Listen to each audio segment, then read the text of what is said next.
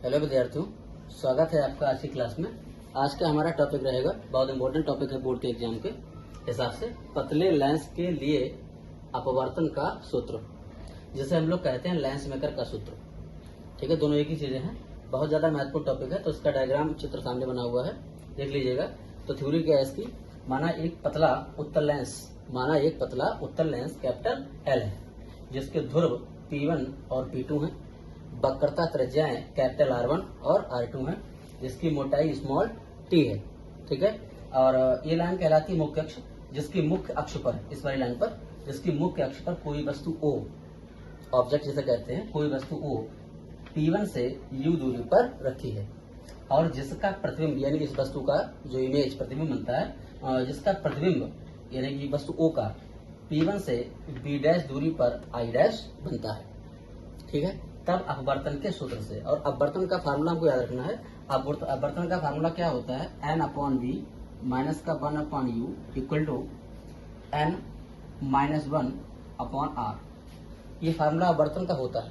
तो इस फार्मूले के अकॉर्डिंग इसको सॉल्व करेंगे तो क्या फार्मूला बना, n/v माइनस का 1/u इक्वल टू n-1/r। आप थोड़ा ध्यान देते हैं, जो हमारे पास अपवर्तनांक है वो तो n है, हाँ ठीक है। तो b हमारे पास नहीं है, हमारे पास v की जगह क्या है, डिस्टेंस b' है। तो जहाँ b लिखा है वहाँ क्या हो जाएगा, b'। u, हाँ u तो है, n-1 ठीक है, r नहीं है। पहले पृष्ठ की बात हो रही है तो त्रिज्या हमारे पास कौन सी, r1 है। यहाँ तक शायद कोई प्रॉब्लम नहीं है, इसको समीकरण बना लिया हमने।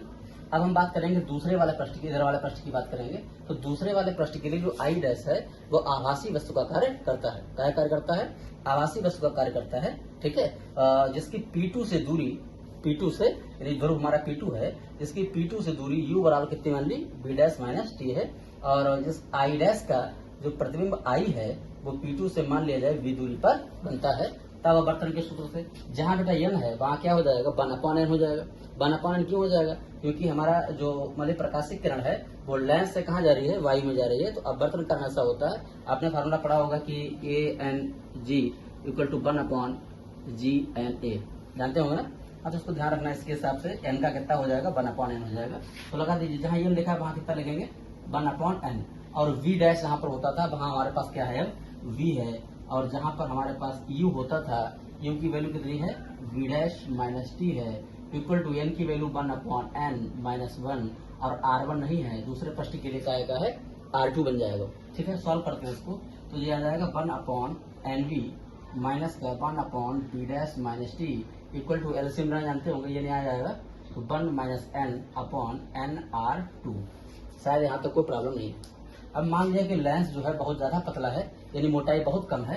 तो मोटाई बहुत कम है, यदि मान लिया जाए कि t लगभग बराबर किसके है, 0 के बराबर है, तो लगा दीजिए। तो फार्मूला बना 1/nv माइनस का 1/b' माइनस t, की वैल्यू 0 होगी, t को लिखने की कोई जरूरत नहीं। तो यहाँ कितना बचा बेटा, केवल बचा b'। ठीक है, इक्वल टू बताइए उसे 1 माइनस n/n/r2। यहाँ तक शायद कोई प्रॉब्लम नहीं। अब दोनों तरफ हम इस n को खत्म करने के लिए n से गुणा कर देंगे।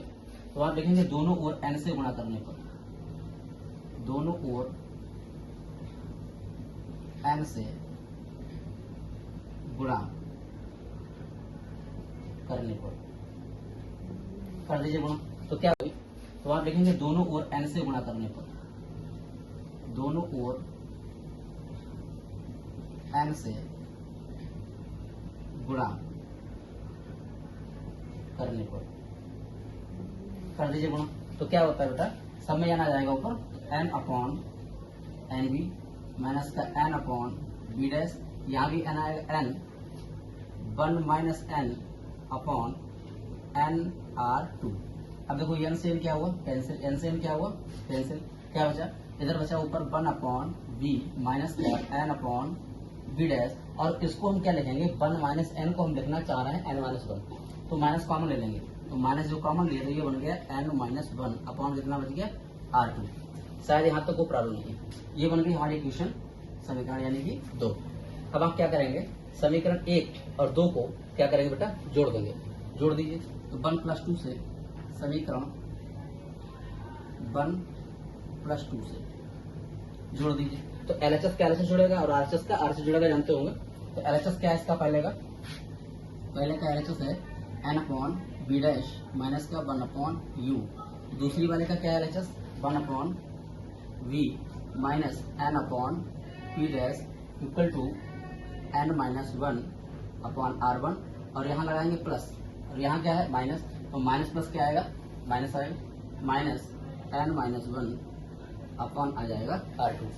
शायद यहाँ तक कोई प्रॉब्लम नहीं है। अब देखिए ये टर्म प्लस का है, ये टर्म का है माइनस का, क्या हुआ कैंसिल हो गया।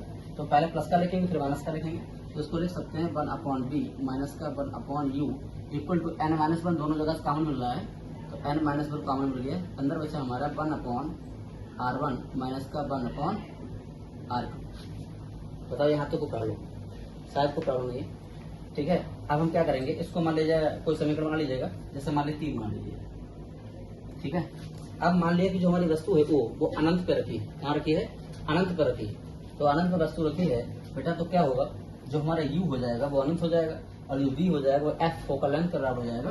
तो यदि मान लो कि वस्तु कहाँ रखी है अनंत पर रखी है, वस्तु अनंत पर रखी है तो क्या हो जाएगा u की वैल्यू कितनी हो जाएगी अनंत और v इक्वल टू हो जाएगा आपका f। लगा दीजिए वैल्यू, यहाँ तक क्या होता है देखते हैं।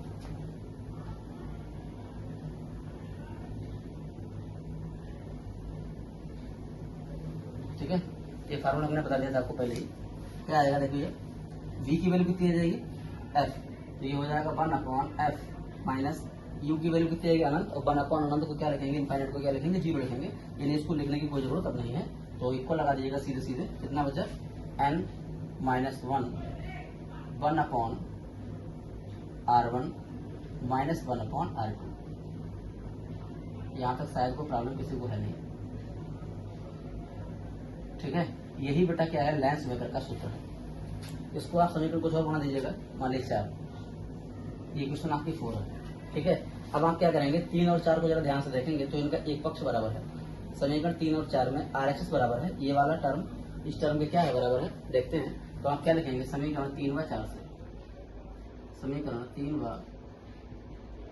4 से ये लेंस मेकर का फार्मूला जानना। ठीक है, आगे हम पतले लेंस की बात करते हैं। तो 3 और 4 से पक्ष बराबर है इधर वाला, तो ये इधर वाला जो LHS बचा आपका यानी कि बाएं पक्ष सेम हो जाएगा, बराबर हो जाएगा। तो ये किसके बराबर हो जाएगा 1 upon f equal to 1 upon b minus का 1 अपॉन u।